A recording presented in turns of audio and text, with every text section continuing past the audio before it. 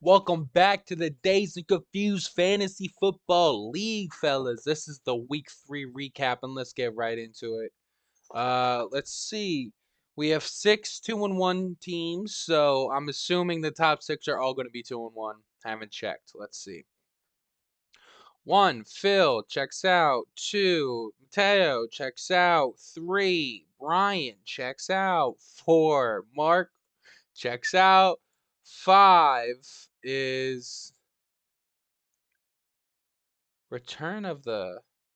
Is that Finn? Yeah, 2-1. Checks out. 6 is Tony. 2-1. Checks out. Yeah, I'm not sure if those things are important to look at. Um, just because Tony's 2-1 now, while his team does not look that good. He scored the second lowest points in the league. How are some of these 1 to 2 teams not higher than him? But I digress. I digress. Let's look at the league though, boys. Starting with my matchup with Austin. My matchup with Austin was actually really close. It scared the shit out of me. I benched the Eagles defense just to guarantee a win on Monday night so I could just be clear stress. I know I was up 10, but I did not want any sort of tragic blowout of the Eagles. So, yeah, I just decided to take them out to guarantee my win. Uh, Austin's loss comes in the form of the Jacksonville defense, really, scoring -4. The rest of his team does pretty well. You see 2 tight ends, and you're like, what the fuck is going on? And you do see Tank Dell on his bench, who had a great game. But I don't know. I don't hate the Jake Ferguson play. I don't think 7 points from your flex is that bad, especially from a tight end. Jake Ferguson might be up there in terms of the tight end rankings, top 12. Yeah, tight end 1. So it's not a terrible shout. The only real disappointing thing here is that like Pollard doesn't eat on Arizona. Jahmyr Gibbs without David Montgomery doesn't exactly shine. But I mean, with rookie running backs, it gets better each week. I think Jahmyr Gibbs is going to be someone who will be good later on. And yeah, Say Flowers did pretty good too in a loss. Got a lot of catches late, which was scaring the shit out of me too. And Herbert threw for 400 yards. Herbert went the fuck off. So, good win for good win. Good showing from Austin. 107 is no slouch score, but my team takes home the victory. Brock Purdy starts me off pretty on Thursday with a 23 piece, and then Devontae Adams shuts it out Sunday night with a 35 piece. Those are the main people that kind of went off for me. Obviously, I have Amari Cooper, Isaiah Pacheco, who also had good games. Brian Robinson got a cool 7 flat, but he only got 10 rushes in like a 37-3 blowout. Yeah, 10 for 70 by the way. So 7 yards a carry, still a good game. Yeah, 37-3. They got fucking just walloped. Not bad. Darren Waller disappoints me. Still no touchdown from him. Still tight end 8, just a pure work. But yeah. Obviously I knew the Giants would do bad. I benched Daniel Jones, but I don't know. Tight end's a weird one. Tight end's a weird one. A good win for me. My first win of the season. Hopefully more to come. Phil takes the win over Devin here. Phil's performance starts with the guy who was taken first overall, Justin Jefferson.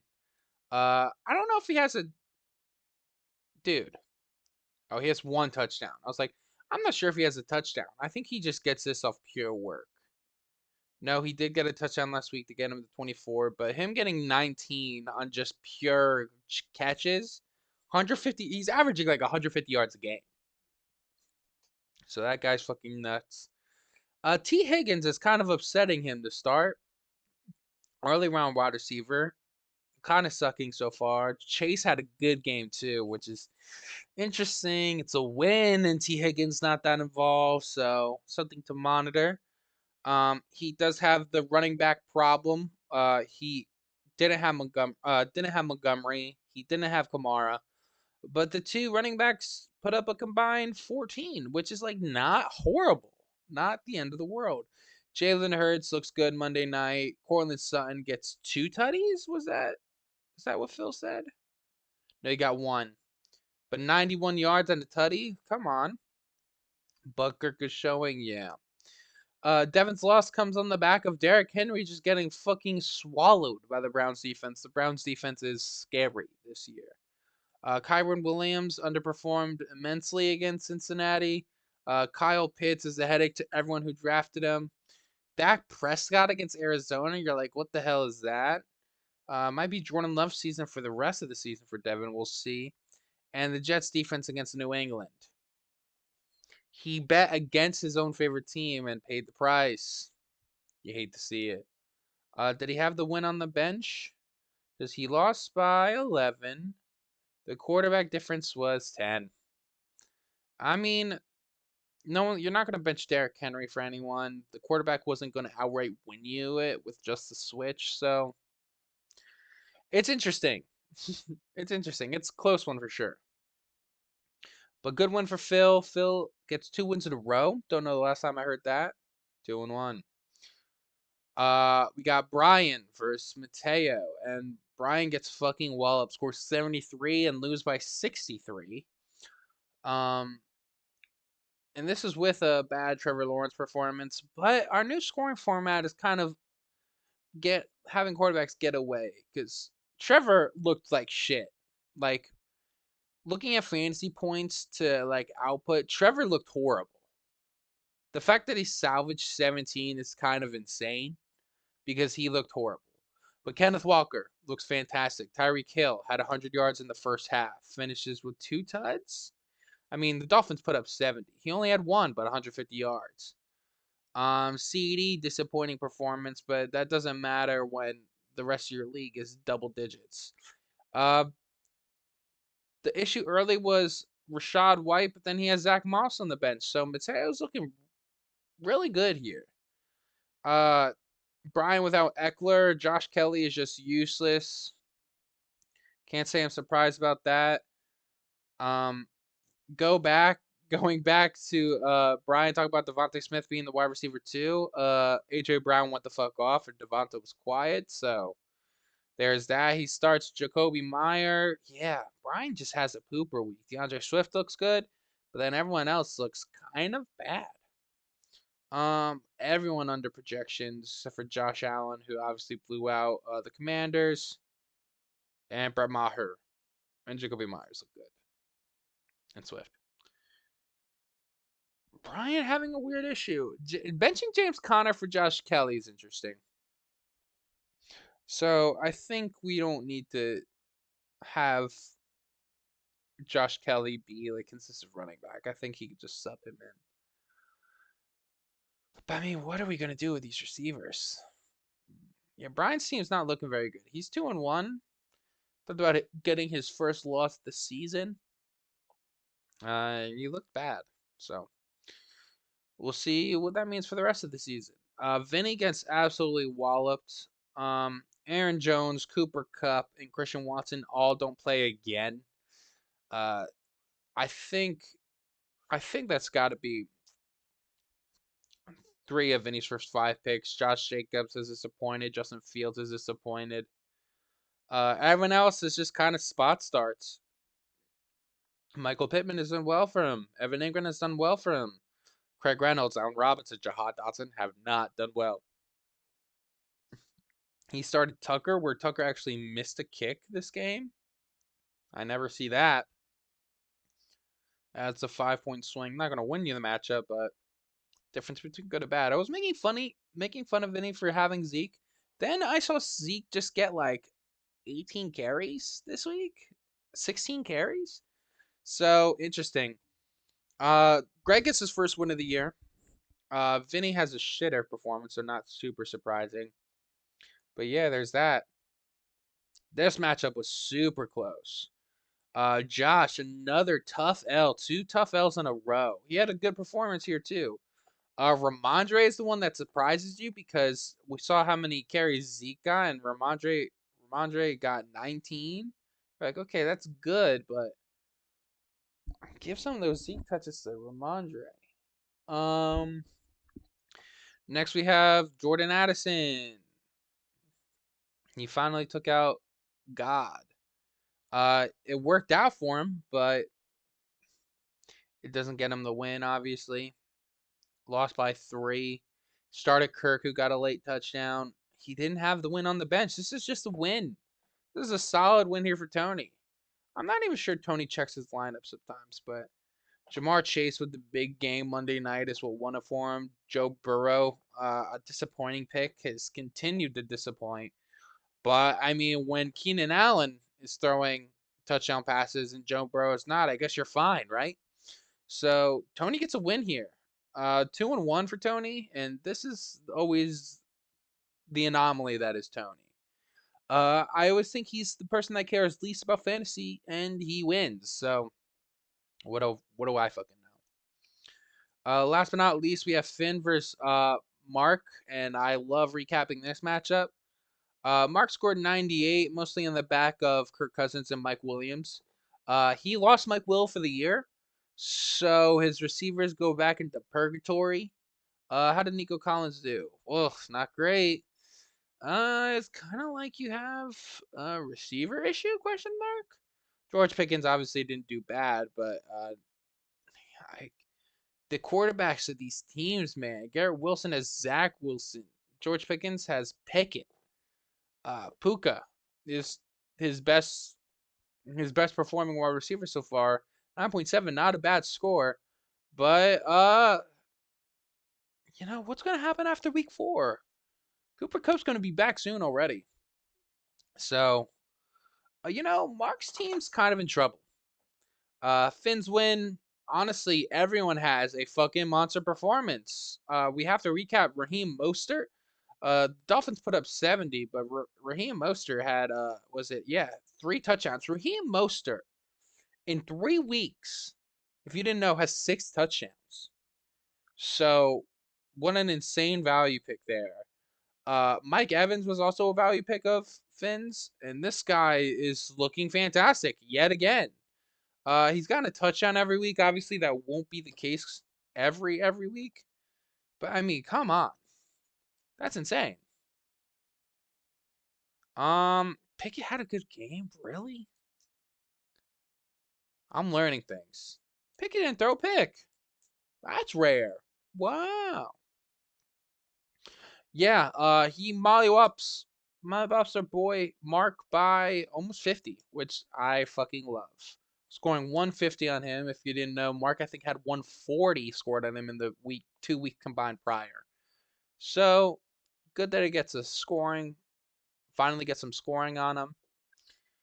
Here are the standings. Everyone is either 1-2 or 2-1. So this league got so called completely wide open. No one really looking good. Some teams you're realizing some teams are kind of putting it together a little sooner than others.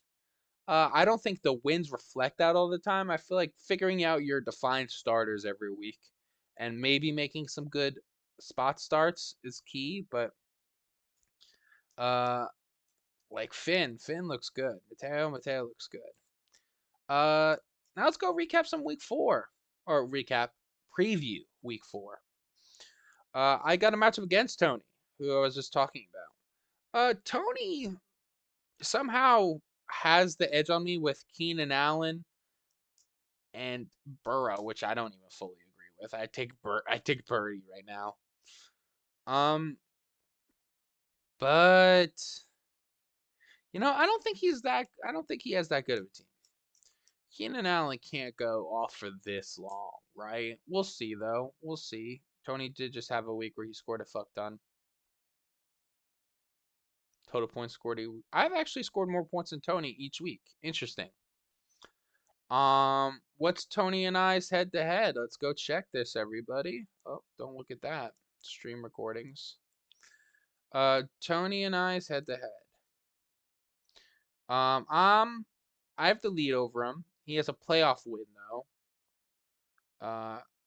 What do they value at? Devin actually set up this cool thing about setting a value. They have Tony I at 50-50. That's interesting. So yeah, Tony actually beat me last year in the playoffs, which is our last matchup. Um, beat me I played Tony 3 times last year, and I only took one of them. Besides that, though, besides those 3 matchups last year, Tony has been relatively low scoring against me. 122, 124, and 133 was not what Tony was putting up in years prior. Hopefully, he gets back to that. And I hate to say that I give the edge to myself here, but I do. I hope Tony loses. All right, Brian versus Phil. They have this one pretty close matchup wise, giving the running backs to Brian, giving the wide receivers to Phil, tight end to Phil, flex to Brian. Yeah, this is gonna be a close one. I don't know what this head to head looks like. Let's take a look at that now. Let's take a look at some of that now. Phil versus Brian. Why did it get Tony? Definitely clicked on Phil. Okay. Well, it's completely down the middle. All played regular season. Brian has tied it up with a win last year. Um, Interesting. So the winner of this matchup takes it, and it looks close on projections too. I think I give the edge to Phil because Phil's surprising me. Phil's looked really good these last 2 weeks, and Brian, although starting 2-0, looked really bad last week. I don't know if Eckler's back. His wide receivers are still shaky. Who knows? We'll see. I think I give the edge to Phil though. Next, we got Greg versus Devin.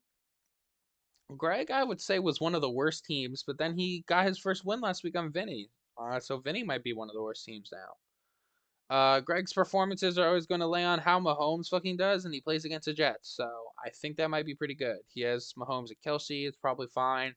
They gave Devin all the skill positions in the flex, but they gave Greg quarterback, tight end, defensive kicker. That's hilarious. Projections, they give the edge to Devin. Is there anyone on his bench not getting used? No, just 2 quarterbacks. Yeah. Off that, I'd probably give the edge to Devin. Let's see. Let's see if the head-to-head agrees. Yeah, it does. 7-2 differential is crazy. Devin winning the last 2, going for 3. Interesting. Okay, probably give the edge to Devin here then. But, I tried to count Greg out last week and I was wrong, so I won't count him out this week either. Next matchup, we have Vinny. Oh, wait, I have a funny story. Vinny and Mateo. Vinny looking a little lackluster, still without Cooper Cup this week. They actually give every position besides quarterback and tight end to Mateo. He's starting Moss now, has the 3 running back, has the 3 wide receivers. Trevor Lawrence is still scary. Justin Fields, will he put it together? It's against Denver, so I'd probably keep him in. Will Christian Watson fucking play? Will Aaron Jones fucking play? That will be the huge determining factor. Obviously, they give the edge to Mateo in projections. He scored more than them every week. But also, Vinny was very competitive week 1 when he had just Aaron Jones and not Cooper Cup and Christian Watson. Can he get any of these guys back, man? We'll see. This is going to be a close one. What's the head-to-head look like, actually? Vinny has sneaky head-to-head matchup victories that I don't know about. So is this one of those ones? It's tied. Dead center. Mateo tied it up last year. It's going to be a good matchup. I'd probably give the edge to Mateo just based on his team. But yeah, we'll see. Next, I have a story about this one. I have a story about Mark's matchup too. So we'll see. We'll see. Uh, we have Josh versus Finn here. Josh caps an L last week. Finn with a W. But I'd say their projections are relatively I'd say similar, but they don't like Josh's starts. Without Saquon, he's looking a little hit, but it could be worse. Finn looks really good. I'm surprised they give so many comparisons to Josh here, but uh, this one's a toughie. I'll give that to Josh. Only because I feel like Josh has been in every game he's in. Ramondre, his week last week, I think is a minority. AJ Brown, a minority of like performances he has this season. I think he'll probably be good. AJ Brown needs to get his first touchdown. Finally had a good week last week. That's Josh's wide receiver one. Can he pick it up for him when he needs him most? Uh, Christian Kirk had a good week had a good week 2, week 3. Hopefully he can maybe have a good week 4. Maybe throwing Godwin in there. We don't know. I was talking shit about Godwin last week, but yeah, who knows? I mean, I just love. Does he have a tight end? I love Finn's whole lineup, to be honest. Like, it's really good. Um, no one really on the bench, but I'd probably give the edge to Finn. Let's see what these head-to-heads look like. Uh, in favor of Finn. That's interesting. I'm gonna bring this up one for the first time this week, but also bring it up in the next matchup we have. Here's our record by week on Devin's website. It records what our records would be if you kept track are throughout the years, like week 1, week 2, week 3, all that. So week 4, if you notice, Josh is actually 0-6. Josh has not won a week 4 yet in our league's history, which is funny. That's like a little note here, especially because he also has never won in week 6, and he only won one matchup in week 5. So this is usually a tough spot for Josh here, weeks 3 through 6. Josh is going through it, so has a 1-2 record now. Hopefully he breaks the cycle today or this week. But I mean, who really knows? I think I'd give the edge to Finn just because I do think that Finn has the best team this year. I love Finn's team. I love Mateo's and I love Phil's, but I think I love Finn's the most because it has a lot of these like shocking people doing well, like Moster, like Mike Evans, and yeah, I think Finn is actually really fucking good. Next, the matchup I have here is Austin versus Mark. Mark, I've expressed my problems with his roster already. It seems that he has made changes to the starting lineup. It is Garrett Wilson and Puka now. So projected 110. That's a high projection. Um, Madison and Pierce have also gone back in the lineup. He's gone to the bench with Brees Hall and Pickens, and he's dropped Mike Will. Austin, although losing to me, has a very good team. I think maybe trusting in Jerry Judy might be the right case over Zay Flowers, just because I don't know if Lamar is like throwing touchdowns. He just rather run it in or throw to his running back like every time. Or Mark Andrews. So the wide receivers I feel like are always just lacking these touchdowns. I think Jerry Judy can sneak you good performances as well as just like get good work in the passing game. They got blown out, so obviously the 5 for 81 might be a little inflated, but that's off pure work. I think Judy has the higher upside of getting touchdowns rather than Zay, but who knows? Um, Surprisingly, I would give the edge to Austin here, even though Mark has the better record. I just think Mark's team is it's a little interesting going forward. He benches Henry, he puts in Laporta. So he put in all the guys he should have started last week, like Madison, Laporta. And here's the funny thing I'm going to show you. So one, notoriously, uh, Mark has a dominating record over Austin, 9-1 in their 10 matchups. Uh, Here's another thing that's kind of working here against Austin.